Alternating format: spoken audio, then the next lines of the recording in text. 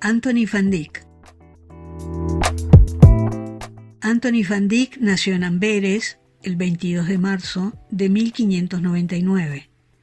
Fue un pintor y grabador flamenco especialmente dedicado a la elaboración de retratos. Llegó a ser el primer pintor de corte en Inglaterra tras una larga estancia en Italia. Se ocupó también de temas bíblicos y mitológicos, introduciendo algunas notables innovaciones pictóricas. Su padre, Frans van Dyck, se casó en segundas nupcias con María Cuypers, con quien tuvo 12 hijos, siendo Anthony el séptimo. Con 11 años, en 1610, comenzó a trabajar como aprendiz del pintor flamenco Hendrik van Balen, con quien estuvo poco más de un año.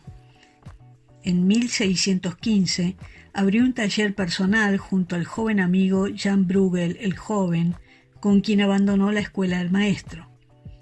A partir de 1617 y hasta 1620, Van Dyck fue alumno y asistente de Rubens, del que asimiló la técnica y en parte también el estilo. En octubre de 1620, cuando tenía 21 años, Van Dyck se trasladó a Londres, a la corte del rey de Inglaterra, James I, con el que obtuvo una pensión anual de 100 libras esterlinas. En 1621, Van Dyck decidió partir a Italia, tradicional viaje de los pintores flamencos, donde permaneció durante 6 años. Se caracterizó por retratar a los nobles, que lucían orgullosos y esbeltos. Este tipo de retrato se convirtió en modelo para la pintura occidental. En septiembre de 1727 volvió a su Amberes natal, llamado por la muerte de su hermana Cornelia. Desde 1629 comenzaron las relaciones entre Van Dyck y el rey inglés, Carlos I. Carlos I de Inglaterra fue, entre los soberanos ingleses del pasado, el que más apreció el arte pictórico y se mostró siempre como un fuerte mecenas y protector de los artistas, rivalizando con Felipe IV de España. El pintor preferido del rey era Tiziano y en Van Dyck veía a su heredero. Ya en Londres, Van Dyck entró a formar parte del grupo de cortesanos católicos fieles a la reina Enriqueta María. Además de pintar, Anthony abría su casa a la mejor nobleza y se entretenía con músicos y bufones. Además, ofrecía grandes banquetes. En la casa de Van Dyck vivió también su amante, Margaret Lemon, retratada varias veces en representaciones alegóricas o mitológicas. En 1640, con 40 años, decidió casarse con una dama noble escocesa, Mary Ruthven, dama de compañía de la reina. El 1 de diciembre de 1641, Mary dio a luz a su primera hija, Justiniana. Algunos días después, Anton hizo testamento a favor de la hija, de la esposa, de las hermanas y de una hija natural que había tenido en Amberes. El 9 de diciembre de 1641, Anthony van Dyck murió en su casa de Londres y fue sepultado en la presencia de la corte en la Catedral de San Pablo.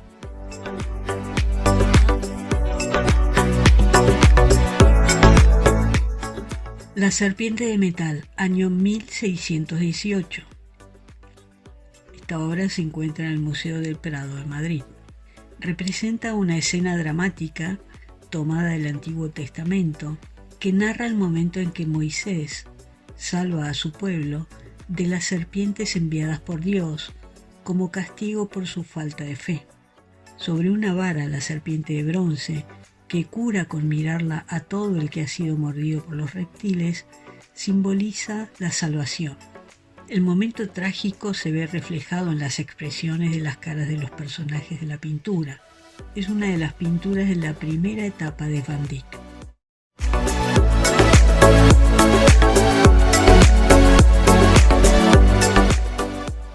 San Martín y el mendigo, año 1618. La pintura retrata a San Martín de Tours a caballo, vestido como un elegante militar contemporáneo. A sus pies, un mendigo semidesnudo está tiritando de frío. El santo corta con su espada la capa y se la ofrece para ayudarle a cubrir su cuerpo.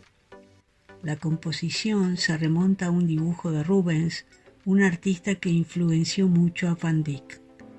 Una amplia gama de tonos grises, vistos en el caballo y en la ropa del mendigo, quiebran el rojo del manto.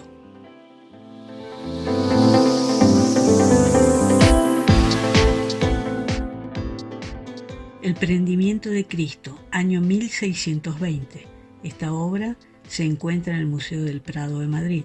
El cuadro es una obra de juventud de Van Dyck y procede de la colección real del Alcázar, siendo propiedad de Felipe IV, después de haber pertenecido a Paul Rubens. También estuvo instalado en el desaparecido Palacio del Buen Retiro. En la oscuridad del Monte de los Olivos, Jesús recibe el beso que consuma la traición de Judas, mientras Pedro con su espada corta la oreja a Malco, criado del sumo sacerdote, según la descripción del relato evangélico.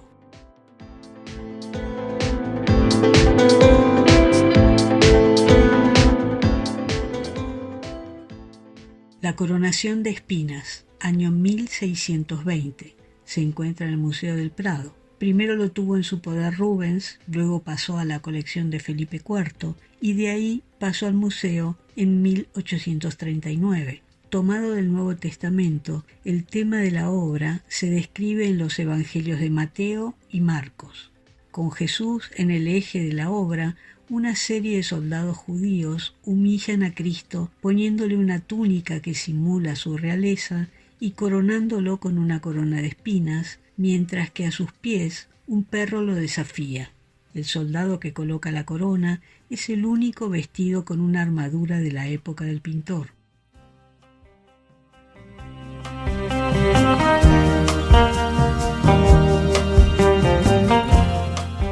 Retrato de Susana Forment y su hija, año 1620. La mujer del retrato es Susana Forment. Ha sido identificada como la hermana mayor de la segunda esposa de Peter Paul Rubens, quien era mentor y colaborador frecuente de Van Dyck. Forment está posando junto a su hija Clara. En la obra, ambas dirigen la mirada al espectador. Se percibe la calidez, el amor y la tranquilidad en la relación entre la madre y la hija a través de la mirada. El tono rojo de los vestidos de ambas protagonistas se repite en la cortina del fondo.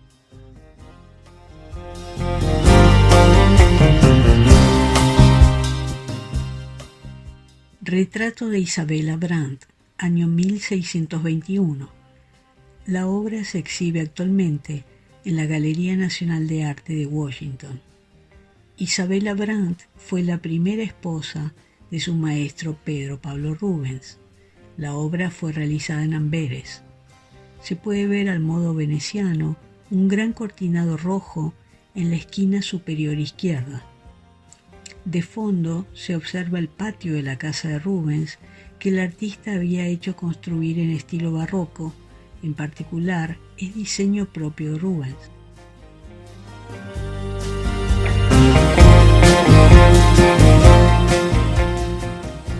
Diana y una ninfa sorprendidas por un sátiro, año 1622.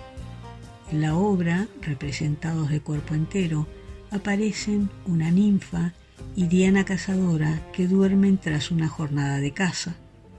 Abajo del lado derecho del lienzo se observan los animales que han sido cazados, mientras que en la izquierda se puede ver un perro y el arco y las flechas, símbolos de la diosa cazadora. En la escena irrumpe un sátiro con la lengua afuera y los ojos fijos en Diana con expresión lujuriosa. Su dedo índice señala lo que posiblemente sea el motivo de sus deseos.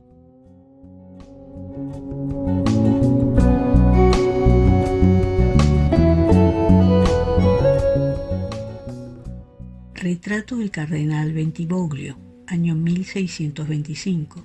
El cardenal Bentivoglio fue embajador pontificio en Flandes durante 8 años y luego en París durante 5 años. De su estancia en Flandes se debe la publicación del libro histórico de la Guerra de Flandes, donde describe en un estilo elocuente las guerras religiosas en los Países Bajos. Fue autor también del libro Memorias, Cartas y Relaciones Diplomáticas. Bentivoglio fue un gran mecenas del arte y la cultura.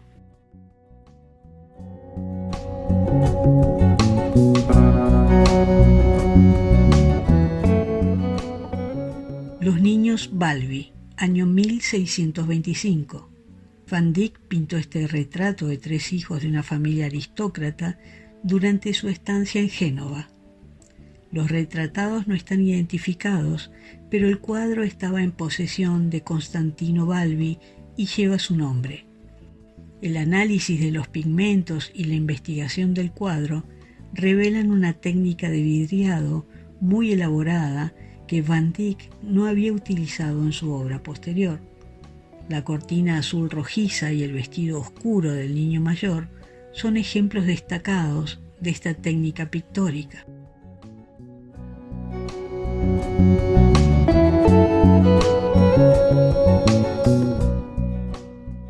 Santa Rosalía, año 1625. Originalmente fue propiedad de Giovan Francisco di Casano y posteriormente fue comprado por Felipe IV de España. Este cuadro es parte de un grupo de obras dedicadas a Santa Rosalía, realizadas por el artista a mediados de la década de 1620, mientras estaba atrapado en Palermo, Italia, debido a una plaga de peste. Van Dyck utiliza la misma composición en 3 obras, pero en esta agrega una calavera en la mano izquierda de la santa y la convierte de una representación de cuerpo entero a 3/4 de longitud.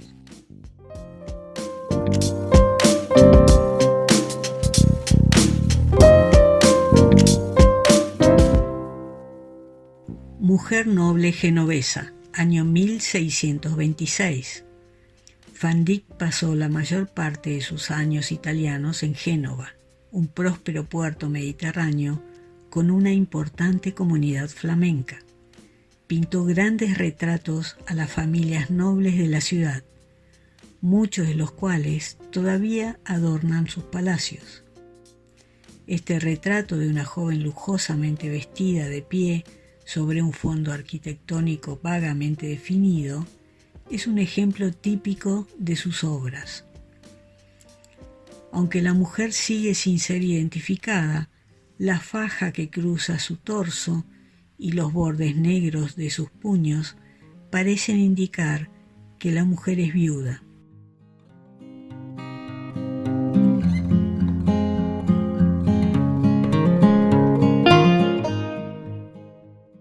La Caridad, año 1627.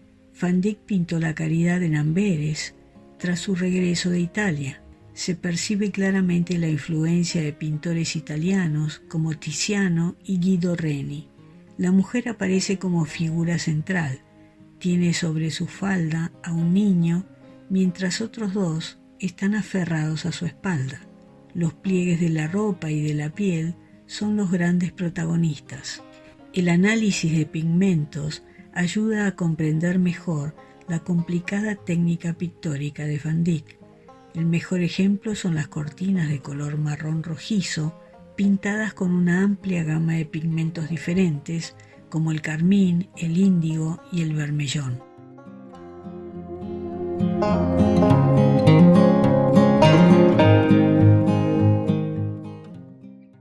Saturno cortando las alas a Cupido, año 1627.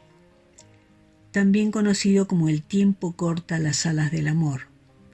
El dios que personificaba al tiempo, Saturno, está representado como un anciano que lleva grandes alas y sostiene en sus rodillas a Cupido, divinidad del amor. Saturno trata de cortar con unas tijeras las alas pequeñas de Cupido. En el suelo hay una guadaña y junto a ella la aljaba con las flechas y las alforjas de Cupido. El episodio se desarrolla en un paisaje boscoso. Se ha interpretado que la acción representada en el cuadro simboliza lo efímero que es el amor.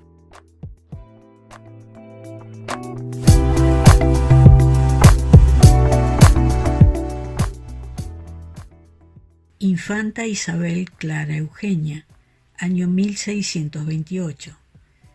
Isabel Clara Eugenia era hija del rey Felipe II de España. Ella y su marido, el archiduque Alberto, fueron nombrados gobernantes conjuntos de los Países Bajos españoles en 1598 y ella se convirtió en gobernadora tras la muerte del archiduque en 1621. Como viuda, se unió a la Tercera Orden de San Francisco, una división de la Orden franciscana para hombres y mujeres laicos, y aquí se la muestra vistiendo el hábito de la orden. Por esta obra, Van Dyck recibió una cadena de oro por valor de 750 florines.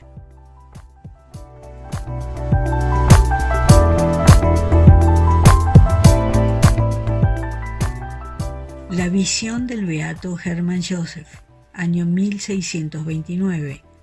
La obra, también llamada El compromiso místico del beato Hermann Joseph con la Virgen María.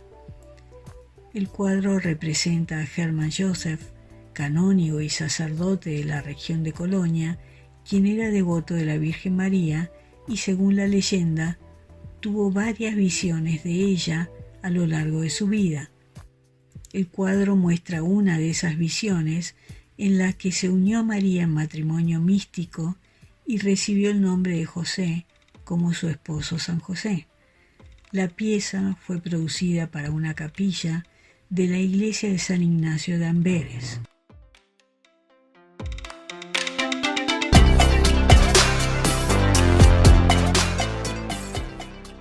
Retrato de María Luisa de Tassis, año 1628. La pintura fue encargada por el duque de Mantua, quien quería un retrato de María de Tassis para su colección de arte. María era hija de Antoine de Tassis. El artista utiliza tonos de blanco, gris y rosa para retratar el vestido de María y tonos de marrón y negro para el fondo y el cabello de la figura. María de Tassis está en el centro de la obra, rodeada de un fondo oscuro y sombrío que enfatiza su belleza y elegancia. La figura de María se destaca gracias a su vestido blanco, que contrasta con el fondo oscuro y se ilumina con una luz suave y natural.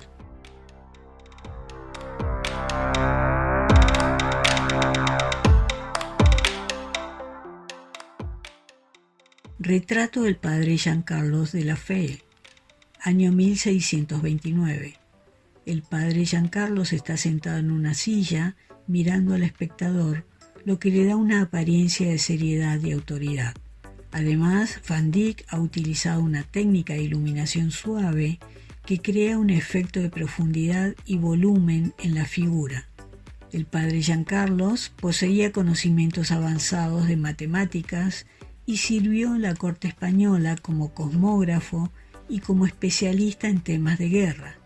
Tiene en su mano derecha un compás y atrás se puede ver un globo terráqueo y una escuadra, símbolos masónicos.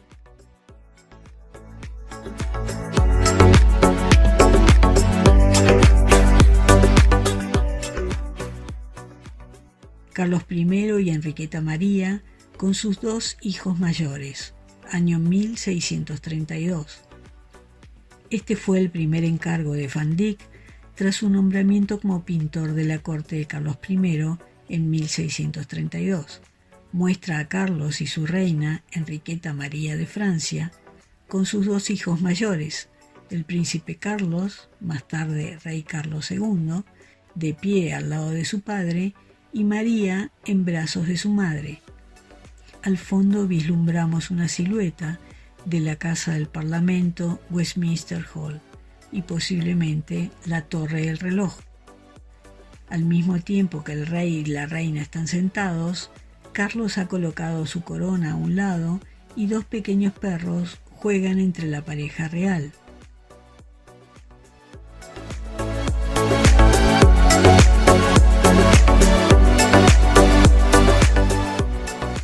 La reina Enriqueta María, año 1633. La reina Enriqueta María, mujer de Carlos I, tenía alrededor de 24 años cuando fue retratada en esta tela. Van Dyck representa aquí a la soberana vestida con un traje azul de casa y con un gran sombrero negro del cual cuelga una pluma blanca. A su izquierda, sobre una gran cortina de color oro, se encuentra la corona, símbolo de la autoridad real del personaje retratado. Al costado se ve una columna y un naranjo en flor. A la derecha de la reina se encuentra su enano favorito, Sir Geoffrey Hudson, que tenía 14 años en ese momento y lleva sobre el brazo a su mono.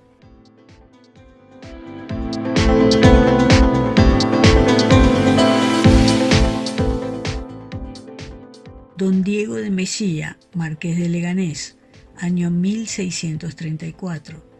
Actualmente la obra es propiedad del Museo Nacional de Arte Occidental de Tokio.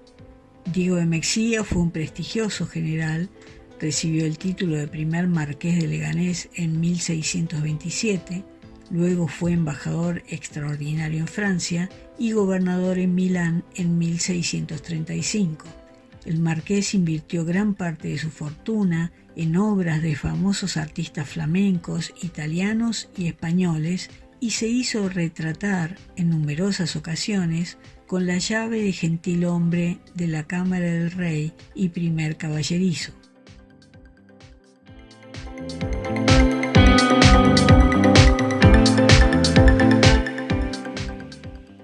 Retrato ecuestre de Francisco de Moncada, año 1634. La obra actualmente se encuentra en el Museo del Louvre de París.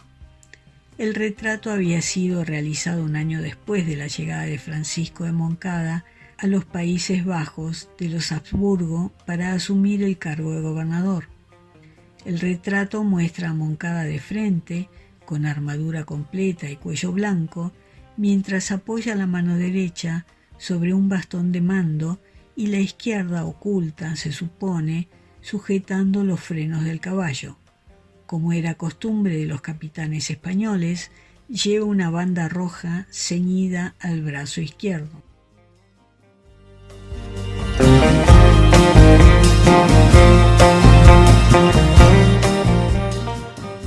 Carlos I de Inglaterra, año 1635. Es el retrato más conocido de los realizados por Van Dyck. Se exhibe actualmente en el Museo del Louvre de París. Este lienzo muestra al rey Carlos I de Inglaterra descansando en una jornada de caza mientras dos pajes se hacen cargo de su caballo. En este retrato, el rey no aparece con los atributos típicos de un monarca, corona, cetro o grandiosas vestiduras, sino como un campesino elegante y distinguido. A Carlos I se lo menciona como el rey inglés más bajo de la historia. En este lienzo esa observación no se nota. Se lo ve mirando con arrogancia directamente al espectador.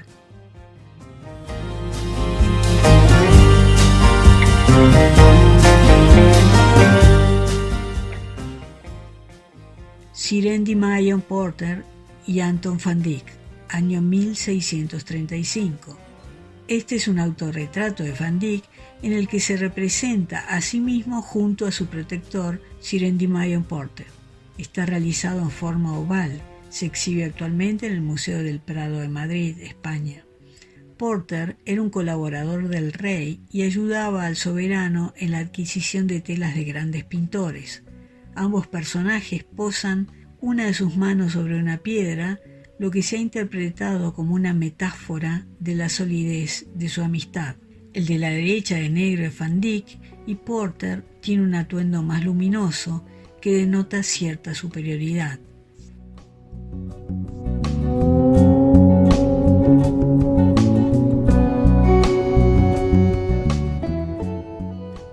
El triple retrato de Carlos I, año 1635, también llamado Carlos I en 3 posiciones. Pertenece a la colección real británica y se conserva en el castillo de Windsor. El cuadro fue un encargo del principal mecenas y protector de Van Dyck, el rey Carlos I de Inglaterra. El trabajo iba a ser enviado a Roma para que el afamado escultor italiano Bernini pudiera realizar un busto en mármol del monarca inglés. En la obra se representa al rey Carlos I de medio cuerpo en 3 posiciones diferentes: perfil derecho, de frente y 3/4 partes del perfil izquierdo.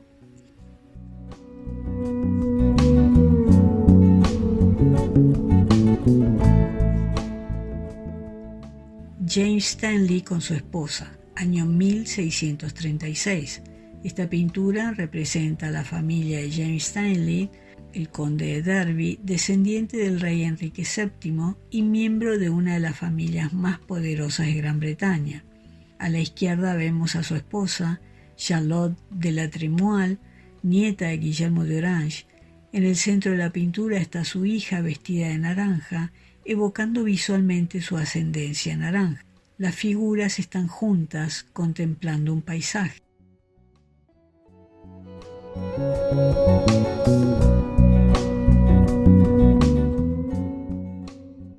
Los 5 hijos de Carlos I, año 1637.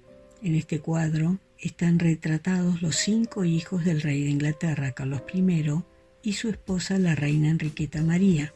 La primera a la izquierda es la princesa real María Enriqueta, entonces de 6 años, y a su lado, aunque parezca también una niña, se encuentra su hermano menor, Jacobo. En esa época, niños y niñas vestían igual hasta los 6 o 7 años. En el centro, de rojo con el brazo reposando sobre la cabeza de un gran mastín, está Carlos. Finalmente, a la derecha, se encuentra una pequeña acunando un bebé con un perrito español a sus pies. Se trata de la princesa Isabel, que tiene 2 años, con la princesa Ana.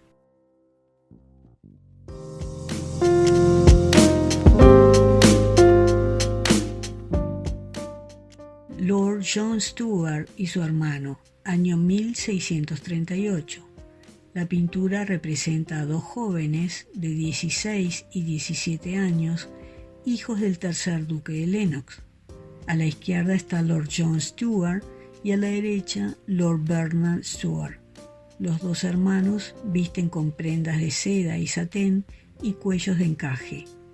John está de pie en un escalón, apoyado en un pedestal de piedra, mirando a lo lejos, más allá del espectador.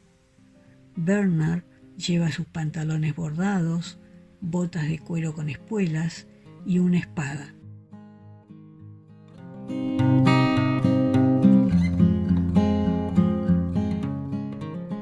Retrato de James Stuart, año 1638.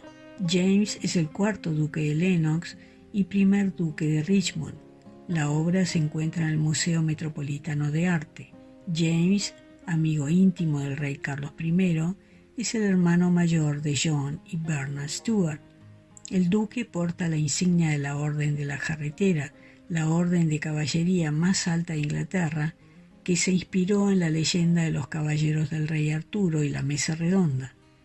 El galgo apoya su hocico en el duque. El perro es un símbolo de lealtad.